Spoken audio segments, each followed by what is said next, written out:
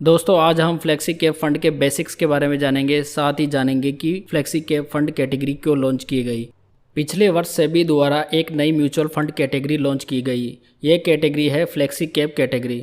दोस्तों इस कैटेगरी से संबंधित सभी सवालों का जवाब मैं इस वीडियो के माध्यम से देने का प्रयास करूंगा। सितंबर 2020 में सेबी द्वारा मल्टी कैप फंड्स के नियमों में भारी बदलाव किया गया था, जिसके बाद से ही मल्टी कैप कैटेगरी इतनी आकर्षक नहीं रह गई थी। इसी को मद्देनज़र रखते हुए सेबी द्वारा फ्लेक्सी कैप कैटेगरी लॉन्च की गई। नई म्यूचुअल फंड कैटेगरी पुरानी मल्टी कैप स्कीम की तर्ज पर ही निकाली गई है। फंड मैनेजर के द्वारा फ्लेक्सी कैप कैटेगरी में न्यूनतम 65% इक्विटी और इक्विटी ओरिएंटेड फंड्स में इन्वेस्टमेंट किया जाना चाहिए। इस कैटेगरी में पूर्णतया यह फंड मैनेजर के ऊपर डिपेंड करता है कि उसे 65% में कितना प्रतिशत लार्ज कैप, मिड कैप और स्मॉल कैप में रखना है। इसके ऊपर कोई भी प्रतिबंध नहीं लगाया गया है।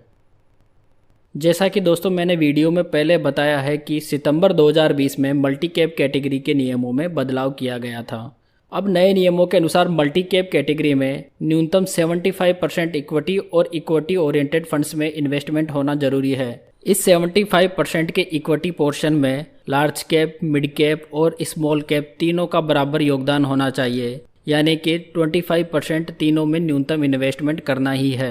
मल्टी कैप के नए नियमों के बाद में फंड मैनेजर्स के सामने एक नई समस्या खड़ी हो गई।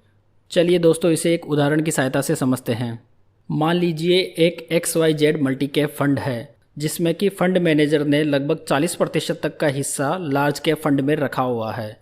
अब नए नियमों के अनुसार मैक्सिमम 25% ही लार्ज कैप फंड में रखा जा सकता है। इस प्रकार फंड मैनेजर को एसेट री एलोकेशन करने में काफ़ी दिक्कतों का सामना करना पड़ सकता है। इसी को देखते हुए सेबी ने सभी फंड हाउसेस को अपनी मल्टी कैप कैटेगरी को फ्लेक्सी कैप कैटेगरी में बदलने का विकल्प दिया है, यानी कि वह पुरानी मल्टी कैप कैटेगरी को फ्लेक्सी कैप कैटेगरी में बदल सकते हैं। इसका ताज़ा उदाहरण है Parag Parikh long term equity fund और Motilal Oswal multi cap 35 fund. इन दोनों ने एसेट एलोकेशन की समस्या को देखते हुए अपनी पुरानी मल्टी कैप कैटेगरी को फ्लेक्सी कैप कैटेगरी में बदल लिया है। दोस्तों आपको फ्लेक्सी कैप और मल्टी कैप कैटेगरी दोनों में से किस कैटेगरी का चुनाव करना चाहिए? देखिए दोनों कैटेगरीज आपके पोर्टफोलियो को डाइवर्सिफिकेशन देती है, लेकिन फ्लेक्सी कैप में फंड एलोकेशन को लेकर कोई भी रिस्ट्रिक्शन नहीं है, जबकि मल्टी कैप फंड्स के फंड मैनेजर 25% के समान एलोकेशन को लेकर कुछ सीमाओं में बंधे रहते हैं। उन्हें 25% लार्ज कैप, मिड कैप और स्मॉल कैप तीनों में निवेश करना ही होता है।